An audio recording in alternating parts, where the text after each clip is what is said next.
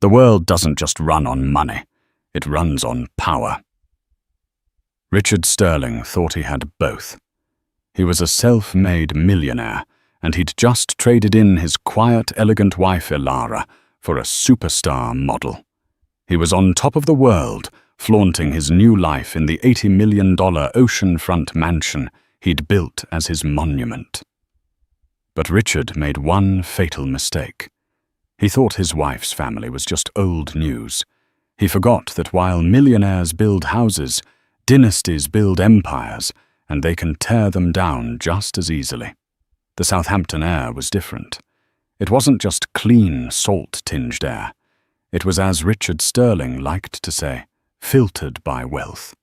And his new home, a towering structure of glass, white marble, and reclaimed Brazilian teak, was the filter. He called it the Sterling Point, a 15,000-square-foot behemoth that jutted out over the dunes, defying the very ocean it overlooked. It was a house built not for comfort, but for page 6. Tonight it was performing its function perfectly. The terrace was packed with a curated slice of New York's elite. Tech billionaires clinked glasses with fashion editors. A U.S. senator was laughing too loudly by the infinity pool. And at the center of it all, holding court, was Richard. "It's not just a house," he was booming his voice, a practiced baritone that carried over the lounge music. He wore a custom Brioni suit, unbuttoned, no tie. "It's a statement. You don't buy a view like this. You earn it." His wife Elara stood near the edge of the terrace, holding a glass of Sancerre she hadn't sipped. She was watching him, not with the adoration he craved, but with the quiet, anthropological curiosity she usually reserved for the 17th century Dutch paintings she curated. Elara was a Vance. The Vances didn't make statements. They were the statement. They owned the banks that held the loans for the buildings that men like Richard built. They owned the land under the museums. They were a dynasty, and Elara was their quiet, almost forgotten scion. She wore a simple sleeveless navy dress by the row. Her only jewelry was a thin platinum watch, her grandmother's. She was, as Richard often complained, aggressively understated. "He's impressive, your husband." A voice slid in next to her. Elara turned. It was Isabella Monet. The Isabella Monet. The 22-year-old face of Gucci Prada and 1,000 magazine covers. She was 6 feet tall before heels poured into a metallic gold dress that seemed sprayed onto her skin. She was an event, a spectacle. "Richard is driven," Elara replied, her voice soft. "Driven. He's a hurricane." Isabella laughed, her eyes scanning the crowd. "He wants everyone to look at him. And you just want to disappear, don't you?" Elara felt a cold prickle. "I'm not here to be looked at. I'm here to support Richard." "That's sweet." Isabella's smile was a perfect white carnivorous thing. "But honey, in this world, if you're not being looked at, you're invisible. And if you're invisible..." She let the sentence hang, taking a long, slow drag from a forbidden cigarette. Her eyes weren't on Elara. They were on Richard, who had just spotted her. He broke off his conversation mid-sentence, his politician's smile shifting into something more primal. He began to move through the crowd toward them, a shark sensing blood. "Elara, darling," he said, arriving and placing a possessive hand on the small of her back. But his eyes devoured Isabella. "I see you've met the guest of honor. Isabella, you made it." "Richard, what a house," Isabella purred, touching his lapel. "It's so big." "I build things to last," he said, his chest puffing out. "Do you?" Isabella's gaze flicked to Elara, then back to Richard. Elara watched the exchange. It was so blatant, so lacking in subtlety, that it was almost boring. This was not the discreet old-world infidelity she'd been raised to expect. This was a hostile takeover. "Richard," Elara said, her voice cutting through their little bubble. "Mrs. Vanderbilt is leaving. You need to say goodbye."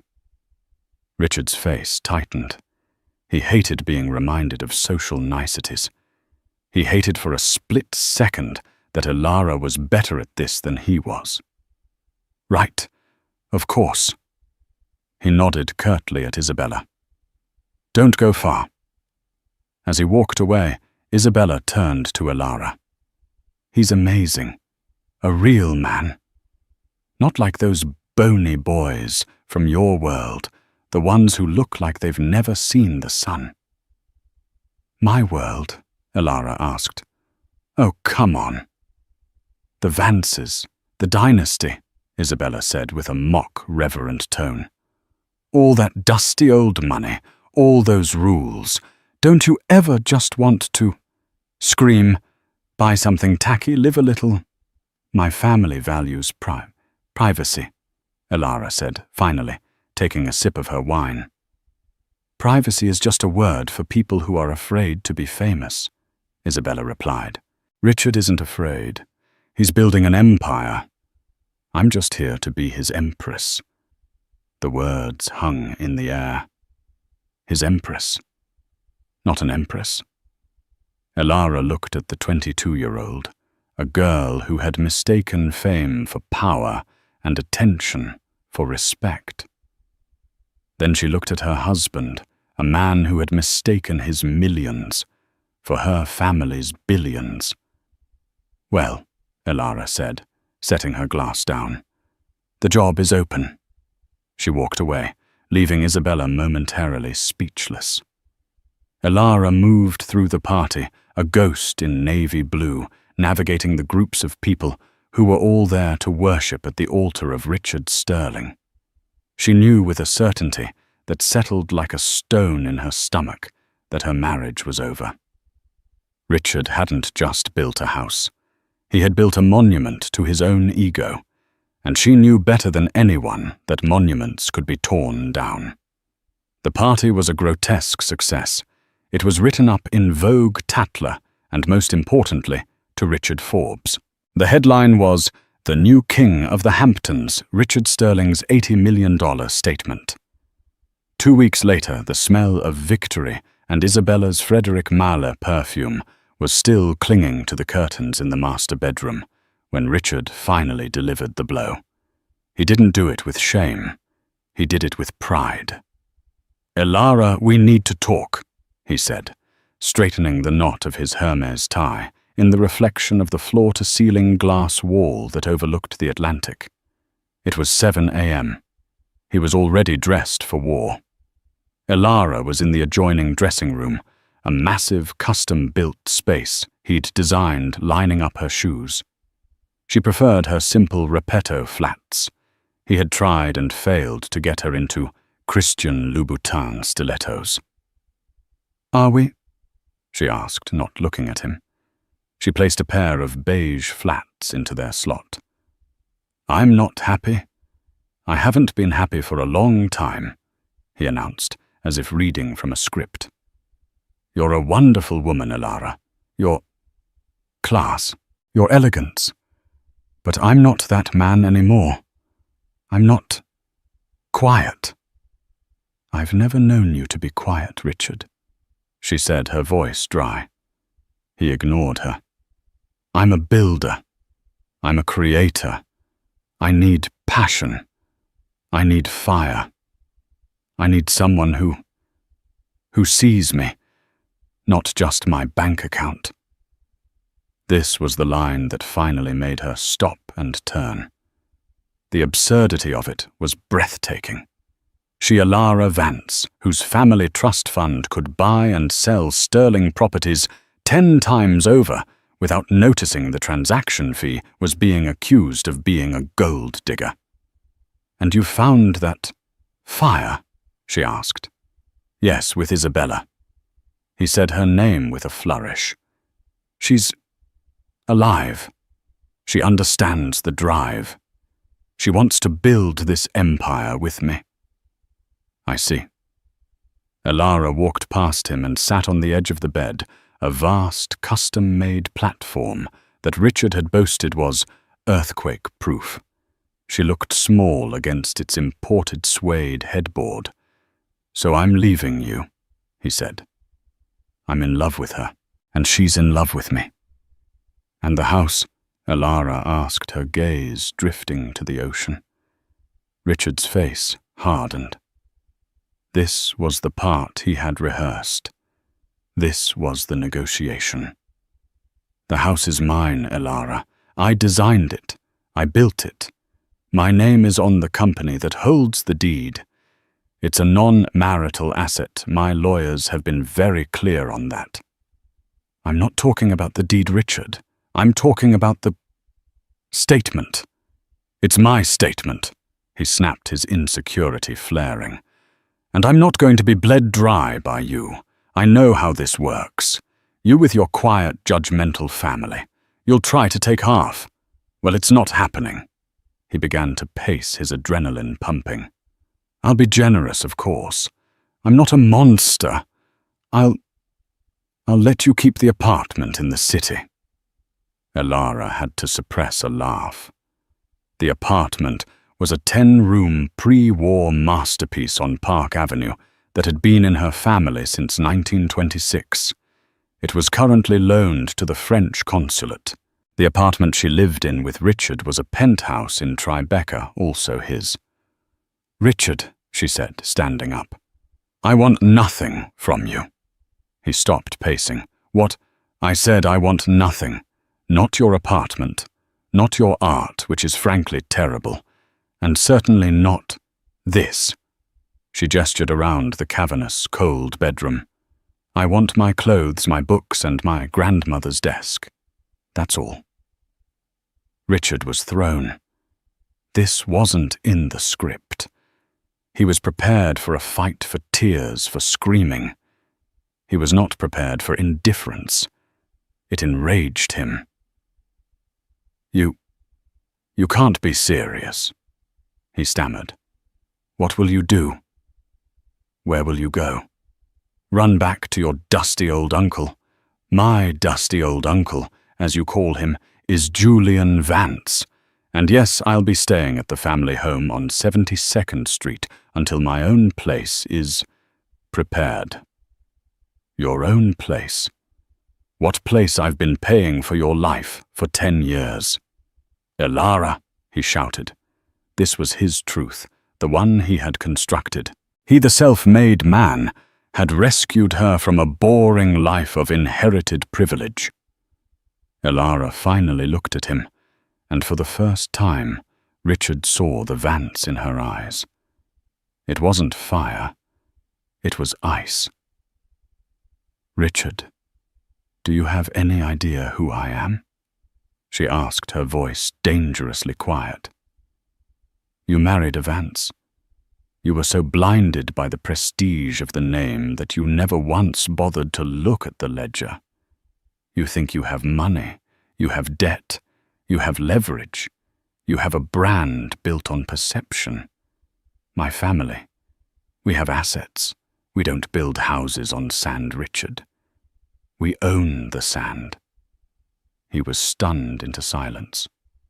"You've been, what, tolerating me?" He whispered, the insult landing like a physical blow. "I've been amused by you," she corrected. "But the amusement has worn off. You've become a cliché, a middle-aged man leaving his wife for a model. It's so boring." She walked back into the dressing room. He heard the metallic snick of suitcase latches. "You can't talk to me like that," he roared, following her. "I am Richard Sterling. I built this." "You did?" She agreed, placing a stack of folded cashmere sweaters into a Goyard trunk. "And you will be left with it." I'll ruin you," he threatened, but it sounded weak, childish. "I'll tell page 6 you're a cold, frigid snob." "You'll tell page 6 whatever your new publicist, the one Isabella recommends, tells you to say. It will be a conscious uncoupling, and you will spin it as you being incredibly generous to your estranged wife." "I know the game, Richard. Frankly, I'm relieved I no longer have to play." She zipped the trunk. A car, a discreet black Mercedes S-Class, that was not one of Richard's fleet of Rolls-Royces, was already crunching up the gravel driveway. "You'll regret this, Ilara," he said, his voice cracking. She paused at the door, her trunks already being handled by a driver who looked more like a security agent. "No, Richard, you will." She walked out of the $80 million mansion without a single look back. Richard Sterling stood alone in his glass cathedral, the silence of the house suddenly deafening. He had his mansion, his model, and his empire. He had never felt so small. The divorce proceedings were surgically fast. Just as Ilara had predicted, Richard's team, led by the infamously theatrical divorce lawyer Marty the Shark Klein, was prepared for a war of attrition. Marty, a man who wore diamond pinky rings and snakeskin boots, swaggered into the first and only meeting. Ilara was represented by Mr. Harrison, a man in his late 70s who wore a perpetually disappointed expression and a suit that was probably older than Marty. Harrison's firm had handled the Vance family's affairs since the Roosevelt administration. "Look, Harrison," Marty began, tossing a Mont Blanc pen on the table. "Richard is a very generous man. He's willing to offer, let's call it, a golden parachute. A lump sum, say $5 million. Plus she keeps her baubles. In exchange, a full NDA, and she waives all future claims to Sterling properties, marital or otherwise." Mr. Harrison slowly put on his reading glasses. He looked at the paper Marty had slid across the table as if it were something unpleasant he'd found on his shoe. "Mr. Klein," Harrison said, his voice a dry rustle. "My client, Ms. Vance." "Mrs. Sterling," Marty corrected. "Ms. Vance," Harrison repeated with a flicker of steel, "has no interest in Mr. Sterling's generosity. She has, in fact, prepared her own terms." He slid a single sheet of vellum paper across the table. Marty scanned it, his cigar-chomping bravado faltering. He read it again. This is it," he stammered. "A list of furniture, a desk and 12 paintings. She wants no alimony, no stake in the company. No cash settlement. Ms. Vance is not in need of a settlement, Mr. Klein. She simply wants her personal property, which I might add was on loan to the marital home. The paintings are from her private collection. The desk belonged to her great-grandmother." Marty, for the first time in his career, was speechless. He'd come expecting to battle over hedge funds, offshore accounts, and the Southampton property. Instead, he was negotiating over a piece of antique furniture. "But the house," Marty said, recovering. "Richard built it, but she lived there. Community property, we could argue." "You could," Harrison interrupted. "And you would lose. The asset is held by Sterling Point, LLC, a Delaware corporation of which Mr. Sterling is the sole managing partner. It was never co-mingled. My client has no interest in it. She finds the property, and I quote, ostentatiously drafty." Marty was defeated. It was the easiest multi-million-dollar divorce of his life, and it felt like a total loss. He had no leverage. He couldn't even threaten them. "Fine," Marty snapped. "We'll sign." The story hit page 6 48 hours later. Sterling's solo act. Richard Sterling and Ilara Vance split. Sources say The property mogul was incredibly generous as model Isabella Monet moves in. Richard hated that they used her maiden name. He and Isabella were photographed a week later, kissing on a yacht in St. Bart's. Isabella had moved into the Sterling Point and immediately begun her reign. Her first act was to hire a new, trendy interior designer. "This place is so cold," she complained, running her hand over the minimalist Italian marble. "It needs life. It needs me." Elara's muted museum-quality neutrals were ripped out. Walls were painted a glittering, textured gold. Animal print rugs were thrown over the white oak floors. A 20-foot-tall portrait of Isabella nude and draped in vulgari snakes was commissioned for the main atrium. Richard, high on the fumes of his new life, approved every expense. The redecoration cost $3 million. The parties were constant. Dom Perignon flowed not by the bottle in their circles, but by the case. Isabella's friends, a flock of influencers, models, and DJs, descended on the house every weekend, documenting every vulgar detail for their millions of followers. "See," Richard would say to his own reflection, his pupils slightly dilated. "This is life. This is passion." Meanwhile, Elara Vance had disappeared. Or rather, she had returned to her world. She'd taken up residence in her family's 6-story limestone townhouse on East 72nd Street, a fortress of quiet old-world power. She wasn't mourning. She was working. Her days were spent in the climate-controlled archives of her family's private art foundation. She was planning, not revenge. Revenge was so messy. Elara was planning a correction, a market adjustment. She had lunch with her uncle Julian Vance at Le Bernardin.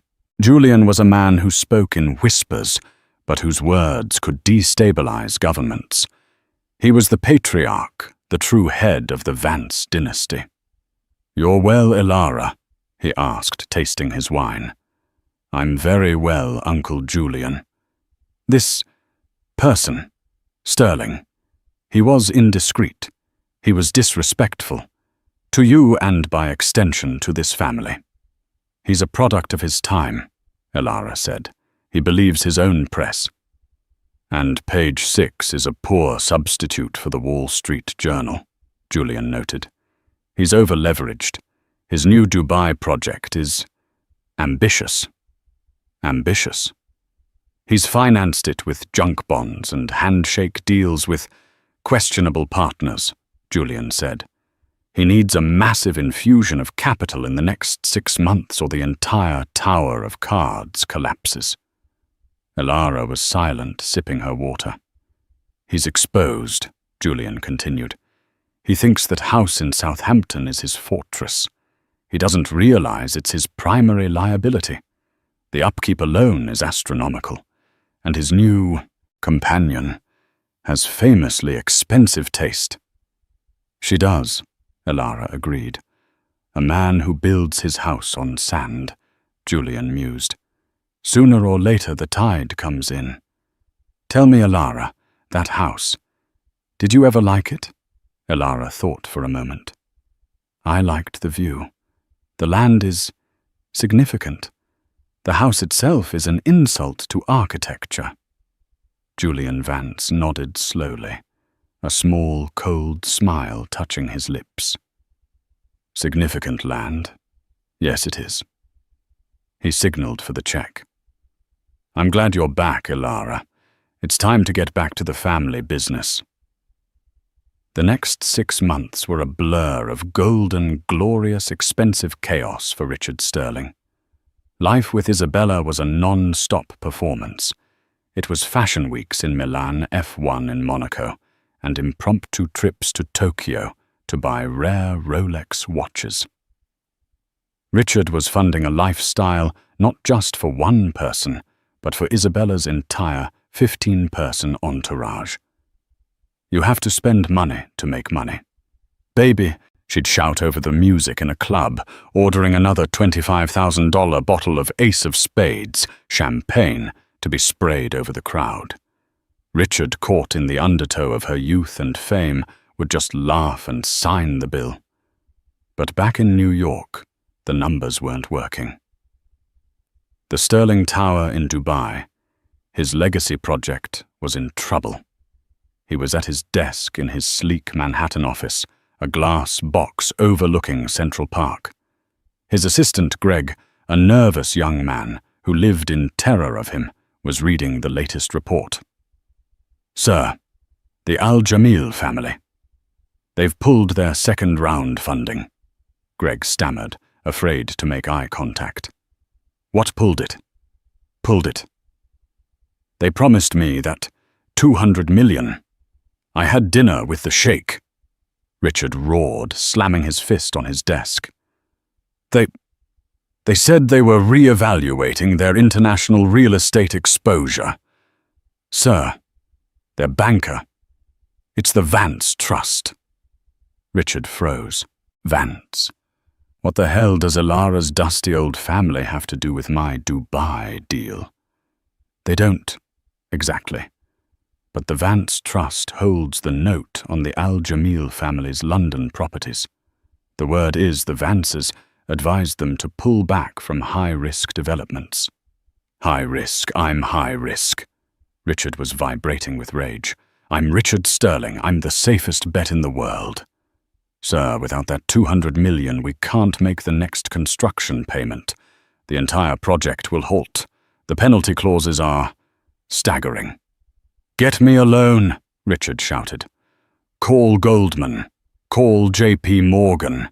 Use the Sterling point as collateral. It's worth 80 million easy. I'll get 40 million by tomorrow." Greg looked even sicker. "Sir, I tried. Both banks. They've declined. Declined. My credit is flawless. They said the asset is too specialized. A single-owner trophy home. They said its valuation is subjective. And, sir, our company's debt-to-liquid asset ratio is too high. Too high. It's high because I'm building things you can't build without debt." But he knew what it meant. The banks were spooked. That dusty old Vance name, whispered in the right boardroom, carried more weight than all his Forbes covers combined. The Vances didn't have to do anything.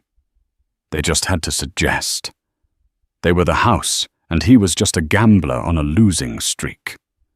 He flew back to Southampton that night in his helicopter, his stomach in knots. He was $200 million short. He was burning through his personal cash at a rate of $1 million a week just to keep Isabella happy. He landed on the helipad of his mansion to find a full-scale rave in progress. A famous DJ was set up by the pool. There were at least 300 people on his lawn. He stormed into the house, finding Isabella dancing on a custom-made marble table, a magnum of tequila in her hand. "Isabella! What the hell is this?" he screamed, grabbing her arm. "It's a party, baby! Lighten up!" she shrieked, clearly drunk. "I'm celebrating my new Vogue cover. I don't care about your damn cover. We have to stop this, the spending, all these leeches." He gestured at her friends. Isabella's face turned from joy to a cold reptilian fury in an instant. She jumped off the table. "Leeches. These are my friends. This is my career. This is the life you promised me. Don't you dare come in here and try to be boring. Don't be her hurt Ilara. Your boring, frigid old wife. Is that what you want? To go back to her because I can be on a plane to Paris in an hour. Richard, there are a dozen billionaires who would beg to pay for my parties." The threat was clear. The passion and fire he'd left his wife for was entirely conditional. It was a transaction. He was paying for the experience of being with Isabella Monet, and he had just missed a payment. No baby, of course. Not. He stammered, his anger deflating into panic. He couldn't lose her. Not now. Losing her would be a public admission that he'd failed. It would be the final humiliation. I'm just stressed. The Dubai project. Ugh, business. She scoffed, rolling her eyes. Don't be so needy, Richard. Go get a drink. She turned her back on him and cranked the music louder. Richard stood there, invisible in his own home, surrounded by strangers, the music pulsing like a migraine. He was hemorrhaging money from every direction. The $80 million mansion suddenly felt like a tomb. He had to get liquid. He had to get it now. Greg, he barked into his phone, walking to a quiet corner of the estate. Put the house on the market. Tomorrow. Sir. The Sterling Point. Yes. Are you deaf? But be discreet. I don't want a for sale sign. I want an off-market listing. Target Russian oligarchs, Chinese billionaires, someone who wants a trophy and will pay cash. Price $85 million. Not a penny less. He hung up.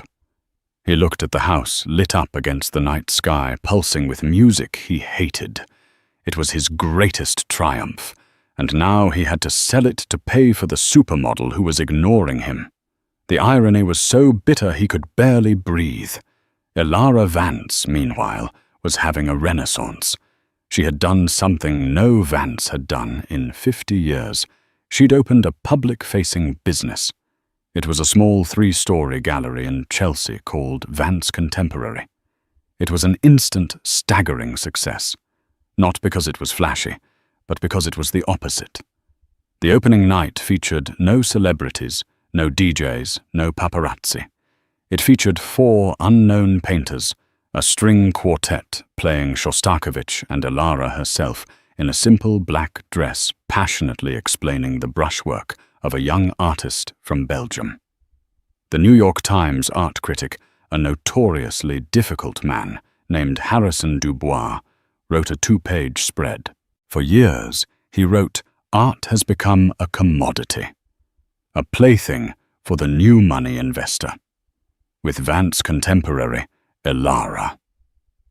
Vance has done the impossible. She has made art again. She is without question the most important new voice in the art world.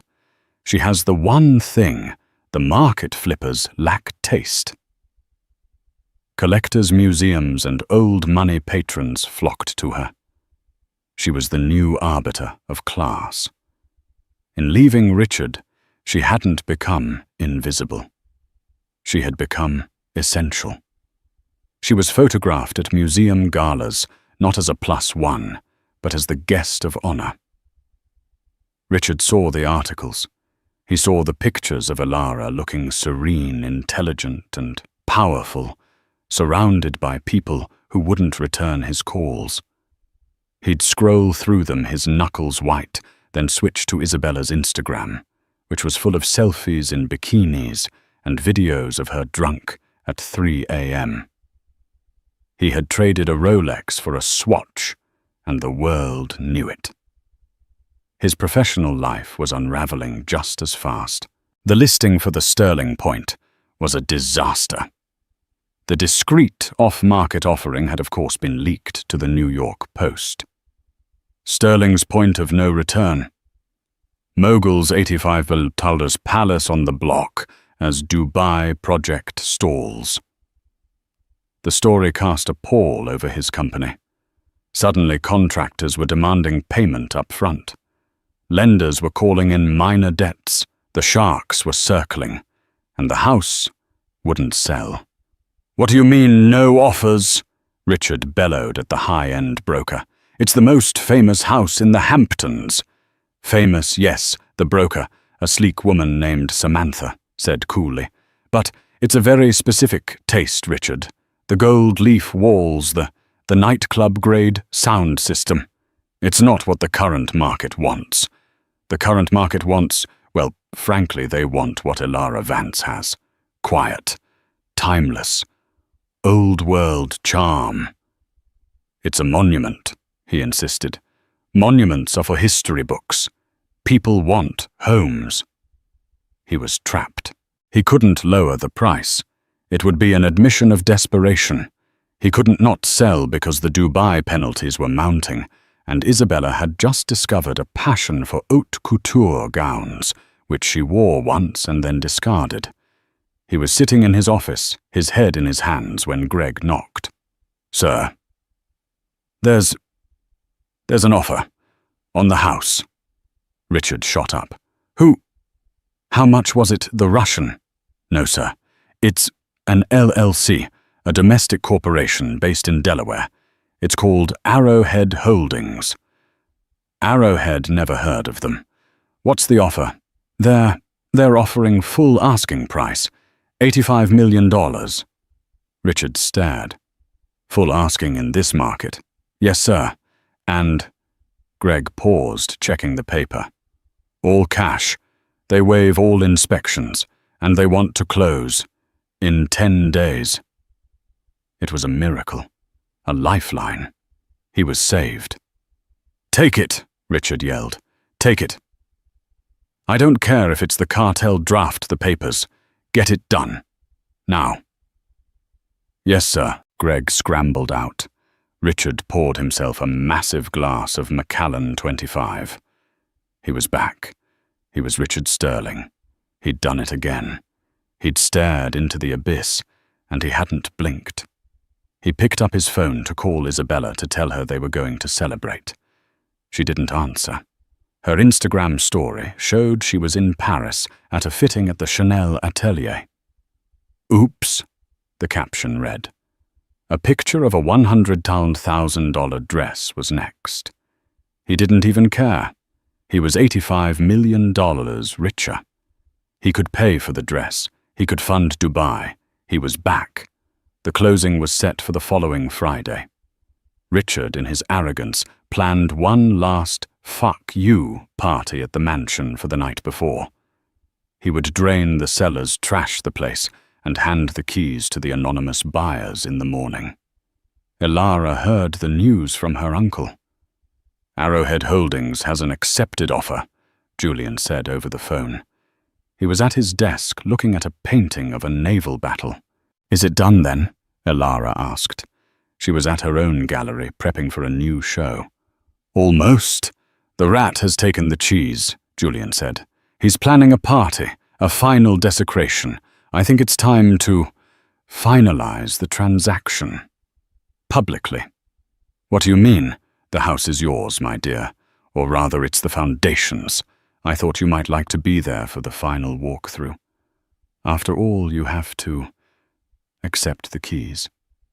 A slow smile spread across Elara's face. "Uncle Julian, you are a menace. I am a Vance, Elara, as are you. We protect our own, and we tidy up. I'll send a car for you on Friday, 10 a.m. Wear something appropriate." The party was apocalyptic.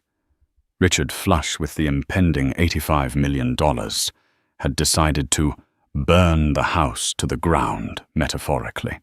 He flew in Tiesto to DJ. He hired the entire staff of Nobu to cater. He told Isabella to invite everyone, and she did. By 3 a.m., the house was a wreck. A rented Lamborghini was in the infinity pool. The new animal print carpets were stained with wine and ash. Someone had inexplicably spray-painted Isabella's palace on the white marble wall of the atrium. Richard didn't care. He was drunk, victorious, and surrounded by beautiful, shallow people. He felt like a Roman emperor. "To me," he toasted, standing on the bar, champagne pouring down his shirt. To Richard F. King Sterling. To Richard, they all screamed back, none of them knowing or caring that he was a hair's breadth from total bankruptcy. When the sun rose, the scene was one of utter devastation. The staff, paid triple, were trying to scrub the evidence away. Richard was passed out in a cabana. Isabella was long gone, having left with a musician for an after-party. At 9 a.m., Greg, his eyes twitching, had to physically shake his boss awake. Sir, the buyers. They're here. The final walkthrough is at 10 a.m. Ugh. What? Richard sat up, his head splitting. They're here. Why so early? It's 10 a.m., sir. As scheduled. Fine. Richard splashed water on his face, put on a pair of sunglasses, and swallowed 4 aspirin. He was still in his tuxedo from the night before. Let's get this over with. Give me the keys. I'll meet them. Get the check, and we're gone. He stumbled out onto the grand driveway, which was littered with confetti and broken glass. He saw a car approaching, but it wasn't the Maybach or Rolls-Royce he expected from a billionaire buyer. It was a 1960s Bentley S2 Continental, a quiet, elegant, old money car, painted a discreet shade of dark green. It crunched to a halt. A driver in a simple black suit got out and opened the rear door. Out stepped Mr. Harrison, his ancient, judgmental lawyer. Harrison, Richard barked, confused. What the hell are you doing here? Mr. Sterling, Harrison said, with a sniff of disdain looking at the debauchery. I am here representing the buyers. The buyers you, who is it, who is Arrowhead Holdings? A second person emerged from the car. It was Alara. She was wearing a cream-colored Loro Piana cashmere coat and simple trousers. Her hair was pulled back. She looked calm, rested, and utterly in control. She looked at the house, at the graffiti, at the hung-over state of her ex-husband, and her expression didn't flicker. Alara, Richard whispered. His blood ran cold. The aspirin, the champagne, the victory, it all curdled in his stomach. Richard, she said, her voice even. You've been busy. You bought my house, he stammered, a laugh bordering on a sob escaping his lips. You bought this too. What? To get back at me. You spent $85 million to spite me. He was grasping, trying to find a narrative where he was still the main character. Don't be ridiculous, Richard, Alara said, as if speaking to a child. I didn't buy your house. I don't have $85 million in liquid cash. That's your game. Then, who? Arrowhead Holdings, she said, is a subsidiary of the Vance Family Foundation. The foundation did buy your house, or rather, as I told my uncle. They bought the land. The view. Richard's mind was failing to compute. The foundation. A charity. What does a charity want with a mansion? Oh, they don't, Alara said. She walked past him towards the front door, which was hanging slightly off one hinge. They have no use for the house at all. I don't understand, Richard said, following her, panic rising in his throat. The foundation, Alara explained, stopping in the atrium and looking up at the grotesque spray-painted graffiti, is in the process of building the new Vance Wing for the New York Museum of Modern Art, a project that unfortunately was delayed by an investor who defaulted on his pledge. She looked at him. He was that investor. He'd pledged $50 million to the museum to get his name on a wall and had quietly defaulted 3 months ago. The foundation, she continued, has decided to liquidate some of its less essential real estate holdings to fund the wing themselves. For instance, this incredibly valuable plot of land in Southampton. Liquidate, you just bought it. Yes, an acquisition and a liquidation, Elara said. We've already resold it. Richard's world tilted. Resold it. To who, for how much? We sold it to the developer who owns the adjacent 3 properties. He's been trying to acquire this land for a decade to build his new golf course. He paid $95 million. The $10 million profit will be a lovely donation to the foundation. $95 million? Richard's knees felt weak. He'd been so desperate he'd sold to the first offer, not even realizing he'd left $10 million on the table. But the house. Oh, the developer. He hates the house too, Elara said. He's tearing it down. The demolition crew arrives at noon. Richard physically recoiled. Tearing it down? My house. My masterpiece. It's not a masterpiece, Richard. It's a badly built nightclub with a plumbing problem. The demolition, she added, checking her watch, is in 1 hour. This was the final blow. It wasn't just a sale. It wasn't revenge. It was erasure. He wasn't even a footnote. He was a mistake that was being bulldozed. But why? He whispered, sinking onto a ruined velvet ottoman. Why? You, Elara. Why do this to me? Elara turned to him, and the ice was back. Do this to you, Richard. You seem to be under the impression that this was about you. It wasn't. You defaulted on the Al-Jamil loan. My uncle's bank held the note. You defaulted on your pledge to the museum. My family chairs the museum. You weren't a rival, Richard. You were a mess. We were simply tidying up. This was just business. Business, he repeated numbly. Yes, you taught me that. You said your money was real and my family was dusty. You just forgot something. Dust settles, but it never goes away. The Vance dynasty was here 100 years before you, and it will be here 100 years after you're gone. Mr. Harrison stepped forward. Mr. Sterling, the funds have been wired to your account, minus the $50 million pledge you defaulted on to the museum, for which the foundation graciously covered your debt, and of course the closing costs and the $50,000 fee for cleaning this. Richard looked at his phone. A wire transfer alert. The $85 million had become $34.9 million. Enough to stop the immediate bleeding on the Dubai project, but not nearly enough to save it. It was a mortal wound. You bitch! He spat the word, lacking any force. Elara didn't even flinch. Goodbye, Richard. I hope you find the fire you were looking for. She turned and walked out the door, stepping gracefully over a shattered baccarat vase.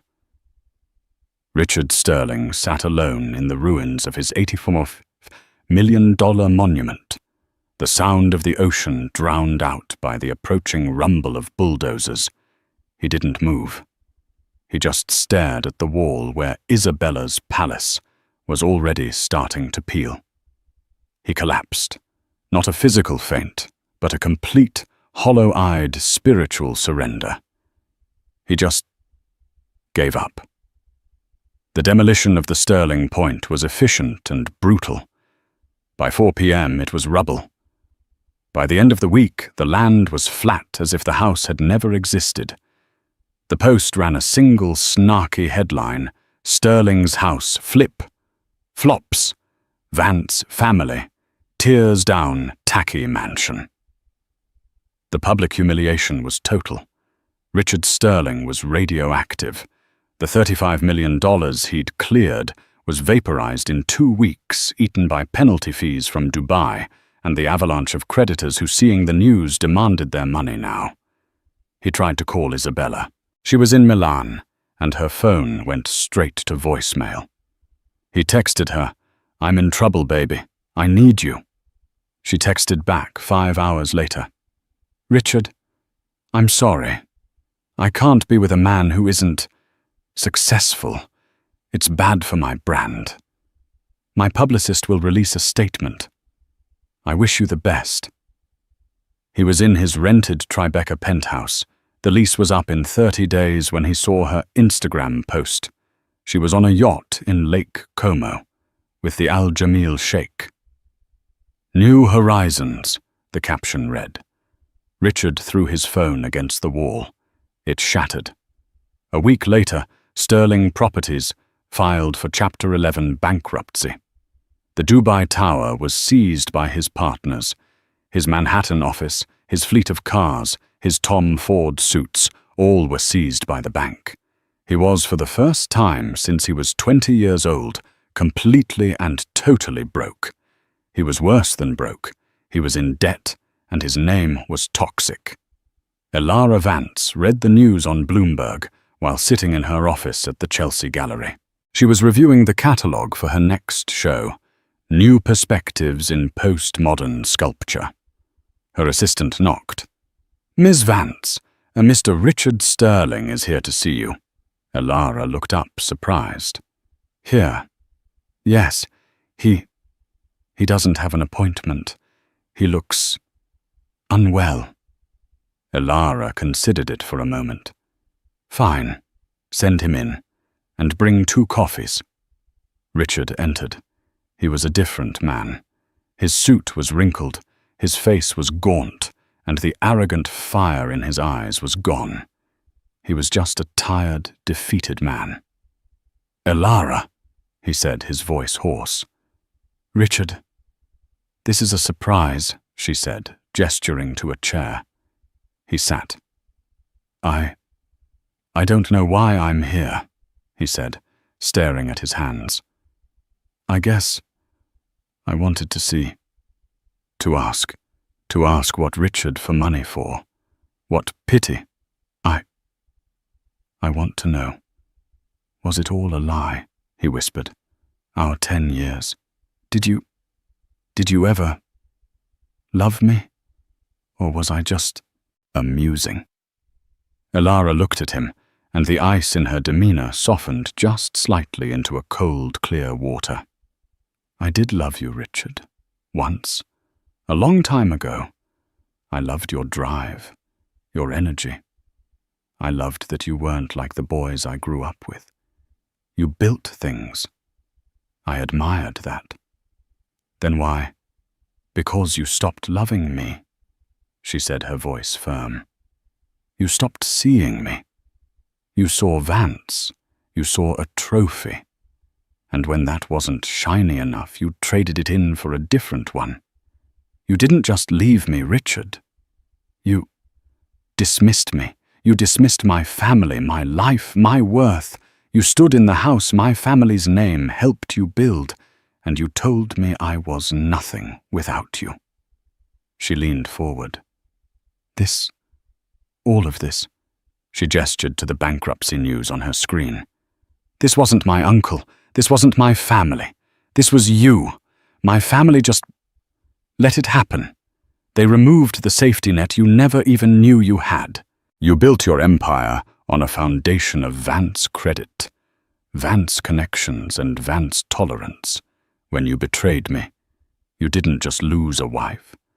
You lost your entire infrastructure." Richard just stared, the full, devastating truth finally landing. He hadn't been a self-made man. He had been a sponsored one. What do I do now?" he asked, a broken man. "I don't know, Richard," Elara said.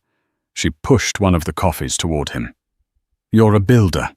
You said so yourself. So, build. Start over. This time, build it on rock, not sand. He looked at the coffee. He looked at her. She was a queen in her own right, secure, powerful, and fair. He stood up, not touching the drink. Goodbye, Elara, he said. Goodbye, Richard. He walked out of the gallery, past the priceless art, and onto the street.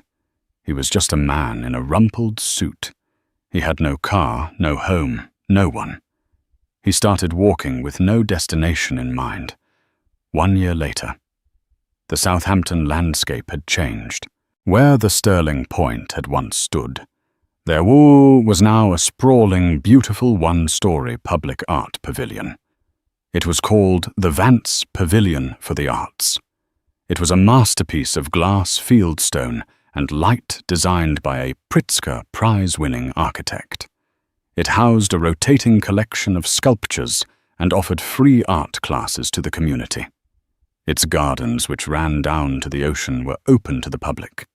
Elara Vance was at the opening ceremony. She wasn't in the spotlight. She was in the crowd watching a group of local children learning to paint the ocean. Her uncle Julian stood beside her. It's beautiful, Elara, he said. A much better use of the view. It is, she agreed. It feels right. The New York Times ran a glowing piece on it. A monument to generosity. How Elara Vance turned a symbol of 21st century excess into a beacon of public culture. She had taken Richard's monument to ego and transformed it into a legacy of culture. In Milan, Isabella Monet was photographed arguing with the Al-Jamil Sheikh, who had just traded her in for an even younger 19-year-old influencer from Russia. Her Vogue covers had dried up. She was last seen hosting a Red Bull promotion on a beach in Ibiza. Her fire had burned out. And Richard Sterling. He was in Austin, Texas. He was working as a junior project manager for a small commercial construction firm. He lived in a rented one-bedroom apartment. He was driving a Ford Focus. He was in fact building. He was starting over. He kept a small laminated clipping in his wallet. It wasn't of his old Forbes covers. It was the article about Elara's new pavilion. He was at a building site in a hard hat, yelling at a contractor about rebar, when his phone rang. It was an unknown New York number. He answered. Sterling? Richard, it's Elara. He froze. Elara. Wow. Hello. Hello. I heard you were in Austin, that you were building again. Yeah, small stuff, office parks, but it's honest work, he said. I know, she said. My foundation. We're funding a new low-income housing project in East Austin. We need a senior manager, someone who knows how to build but who also knows what it's like to lose it all. Someone who'll build it right. Richard was silent. He couldn't speak. It's a job, Richard, she said, her voice not cold, not warm, but clear. If you want it, it's a chance to build something that lasts. He looked at the dusty blueprint in his hand, then at the sky. He had lost his mansion. He had lost his wife. He had lost his Montpellier, but in the ruins he'd found a single, tiny, buried seed. Yes, he said, his voice thick. Elara. Yes, I'd like that. She had bought his mansion. She had torn it down. And in doing so, she had given him the one thing his millions could never buy a chance at redemption. Thank you for watching this story. We see so often in life that the loudest person in the room is often the weakest. Richard Sterling built his entire life on the idea of power, but Elara Vance wielded the reality of it. She didn't have to scream. She just had to wait. She knew that true power, true legacy isn't about what you own. It's about what you can build, what you can give, and what you're willing to protect. What did you think of Ilara's ultimate move? Was it cold-blooded revenge, or was it simply the consequences of Richard's own actions? Let us know your thoughts in the comments below. If you enjoyed this story and want more tales of drama justice and the powerful lessons of life, please make sure to like this video. Share it with someone who needs to see it, and subscribe to our channel for new stories every week.